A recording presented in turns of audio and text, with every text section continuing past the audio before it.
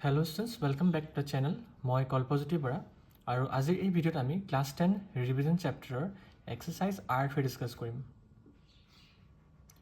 এতিয়া আমি question number 8 discuss কৰিম। কোৱেশ্চন নম্বৰ 8ত কৈছে find the value of m such that এটা ইকুৱেশ্যন দিছে, এটা এক্সপ্ৰেশ্যন দিছে। এই এক্সপ্ৰেশ্যনটোৰ m ৰ ভ্যালু কি হ'ব এটো আমাক উলিয়াব লাগিব, ঠিক আছে? সো কোৱেশ্চন নম্বৰ 8 মই কোৱেশ্চনটো লিখি লওঁ। আমাক বেসটো দিছে -3, power দিছে m plus 1 multiply again base -3 আৰু power দিছে 5 equal to -3 আৰু ইয়াত power দিছে 7। তো ইয়াত আমি সলভ কেনে কৰিম চোৱা। আমি আগতে এটা এক্সপোনেনশিয়াল লছ এটা পঢ়ি আহিছিলো।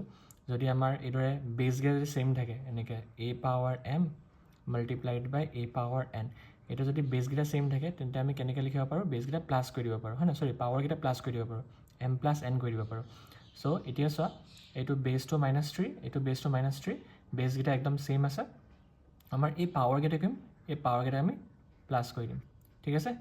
বেস সেম থাকিলে আমি পাৱাৰ গিটা প্লাস কৰি দিব পাৰো, এটা মনত থবা বাস। -3 is the base আৰু এটা -3 ওপৰত পাৱাৰ আছিলে m plus 1 আৰু এটা -3 ওপৰত পাৱাৰ আছিলে 5। সো আমি কি কৰিলো, পাৱাৰ গিটা প্লাস কৰি দিলো, ঠিক আছে? ফাৰ্স্ট স্টেপটো ক্লিয়াৰ। দেন নেক্সট স্টেপ -3, ইয়াত তোমাৰ m আছে। দেন 5 plus 1 কৰিলে কিমান হ'ব? 5 plus 1 কৰিলে হ'ব 6 equal to -3 power 7। এটা ইয়াত কোনো লো লাগিব চোৱা। এটা আমি আৰু এটা লো পঢ়িছিলো যে যদি আমাৰ এনেকে বেস গিটা সেম থাকে, ইয়াত মই লিখিছো এনেকে যদি বেস গিটা যদি সেম থাকে ন, আৰু left hand side right hand সাইডৰ দুই ফালৰ বেস গিটা সেম থাকে এন্ড পাৱাৰ গিটা যদি ডিফাৰেন্ট থাকে, দেন আমি কি লিখিব পাৰো, পাৱাৰ গিটা ইকুৱেল বুলি লিখি দিব পাৰো, ঠিক আছে? ইয়াত চোৱা এই বেস গিটা সেম আছে, এফালৰ বেস আছে -3, এফালৰ বেস আছে -3। সো এনেকে যদি বেস গিটা সেম থাকে left hand side right hand side both সাইডৰ, তো আমি কি কৰিব পাৰিম, আমি পাৱাৰ গিটা ইকুৱেল বুলি লিখি দিব পাৰো, ঠিক আছে?